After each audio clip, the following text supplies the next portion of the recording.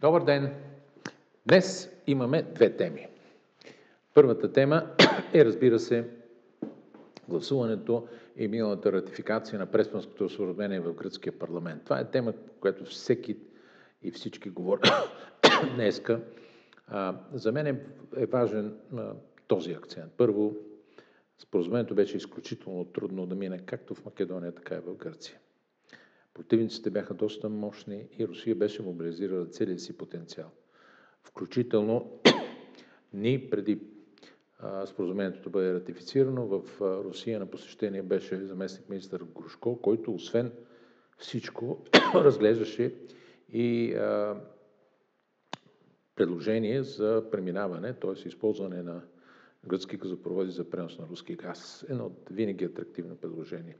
Чест прави на гръцкото правителство, че остави този въпрос в полето само на бизнес логиката и не допусна да се правят обвръзки с политическата воля в рамките на решението на правителството да одобри, или по-скоро депутатите на управляващата партия, заедно с 8 независими депутати. За втори път Русия претърпя поражение, веднъж след като мобилизира нейния човек в правителството, бившия министър на отбраната, който не успя да свали правителството. Знаете, че правителството на Ципрас получи доверие от 151, т.е. на границата, но този път нещата станаха добре. От тук нататък, това е важно, защото ще има винаги много големи скептици. Изобщо историята винаги може да се интерпретира по повече от един начин и при това всички да имат своето основание. Хубавото е, че Македония, Северна Македония, вече трябва да свикнем, Северна Македония пое по пътя, отвори преговорите вече с НАТО и тя няма никакви пречки да стане член на Алианса още тази година по-късно. Що се отнася до присъединението към Европейския съюз, това е по-сложен процес, но при всички положения перспективата е ясна, поне пречки няма. Там нещата ще зависят само от способността на Македония, на Северна Македония да реализира прогрес, както във вътрешен план, така и от гледна точка преструктуриране на икономиката, на релсите, на това, което членство в Европейския съюз предполага. И тук искам да отворя една много важна тема. Ние все още продължаваме да възприемаме емоционално отношенията си с Северна Македония и не можем по никакъв начин да ги прагматизираме. Българските институции, българските компании, правителство не могат да намерят пъти към прагматичните проекти, които позволят истинската конвергенция между двете страни, онази, която ще направи безпредметни въпросите дали се разбираме, дали сме една нация, един език или така нататък.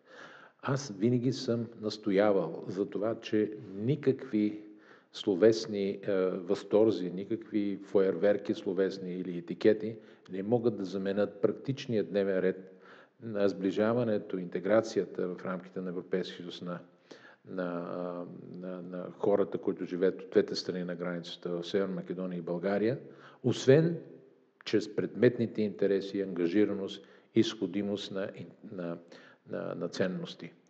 Това е нещо, което отсъства. В България тези дни се беше провел един бизнес съвет на двете страни, на които трябваше да се говори за бизнес. През февруари следва още един такъв съвет в Македония, но все още там се говорят, министри говорят за едни вече увехтели проекти, за ЖП линии, за магистрали, за друг бизнес и все нищо не се случва, защото, за голямо съжаление, ние не съумяваме и не за друго, защото хората, които реализират тази част от двустранните отношения, като че ли нямат бизнес опит, нямат бизнес минало и за тях е достатъчно да се подпишат декларации, меморандуми за разбирателство и в другия вид дипломатическа документация, която обаче не може да замести ползата от един реален бизнес, от една реална сделка. Другото, което бих искал днеска да се спра, и то е много важно, Знаете, че в предаването, което направихме с Любо Колезич, аз изказах предположение, както се казва, просветена догадка, за това, че зад атаките срещу господин Гебрев, собственика на ЕМКО и на Донарит, могат да стоят руски интереси, които се реализират през руски служби и компании или свързани с тях български такива. Моето основание за подобно съждение е опита ми и знанията, които имам от годините, които съм работил в двустранен план, и особената ревност, която Русия и руски олигарси, включително руски институции през прокуратура, генерална прокуратура и структури други, ГРУФ, това число, в които при всички положения гледат на развитието на българския износ на оръжие и военна техника като заплаха, като нещо, което за тях е непозволителна конкуренция. Поради тази причина, през последните, откакто аз съм посланик, това е 2000-та година, сега вече почти 20 години станаха, винаги руската страна се е стремяла да вкара темите за лицензите за оръжие, за това, че ние изнасяме неправомерно под неплатени и нелицензирана продукция, с която подкопаваме пазара на оръжейния износ на Русия. И в този контекст днешната статия във вестник Капитал, в която се допуска, че отравянето на господин Гебрев, на неговия син и на изпълнителния директор на Донарит през 2015 година с отрова, чието характеристики много и силно наподобяват известната отрова, която беше приложена спрямо семейство Скрипала. Това е от разреда на невропаралитичните газове или бойни отровни вещества, като новичок.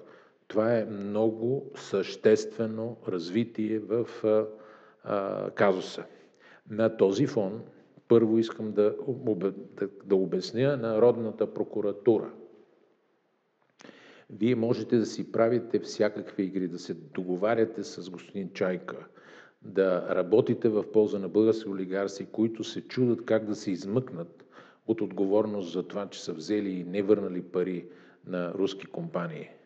Но този път нагазихте в много дълбока територия, защото задължение на всяка страна, на чиято територия се използват нервно-паралитични газове или такива отрови, които имат подобни характеристики, да произведе пълноценно разследване и там, ако няма експертиза, да покани такава експертиза от чужбина, включително от страни, които могат да разследват.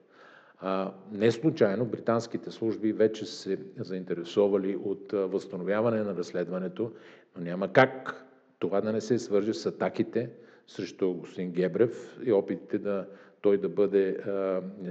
да му бъдат извити ръцете чрез едно дежурно обвинение от спецпрокуратурата, и то, забележете, от същата тази, по сигнал на същата тази ВИАФОД, която вече на всички е ясно, че е свързана с Пеевски. Така че аз съм много така впечатлен от добрата работа, която колегите от Капитал са направили, защото това разследване е много трудно. Всяка дума там трябва да бъде премерена и те са го направили достатъчно задълбочено, за да дадат възможност не само на хората, които наблюдават този случай, включително на чуждите посолства, на чуждите служба, но те фактически са изправили ДАНС, прокуратурата и всички други, които са трябвало да разследват този случай до стената. Те нямат възможност повече да прикриват и трябва да дадат отговори. А ако не са могли да разследват и да открият какво е веществото, защо не са поискали помощ? Става въпрос, пак повтарям, за вещество, което има много близки характеристики до бойното отровно вещество новичок, което е забранено. Това е от мен. До понеделник живота в България става все по-интересен. Участвайте по-активно и съм готов на всеки, който има какво да каже, разследване, интересен анализ да предоставя и заедно с Алекс, който на 1 февруари, втори ще бъде тук, да предоставим възможности на нашето студио, за да отправи послание към вас по темите, които го интересуват. Има развитие, постепенно подобряваме този продукт. Надявам се февруари или март да можем да ви предоставим новини и от нас. Благодаря. Пак казвам, до понеделник. Приятен уикенд!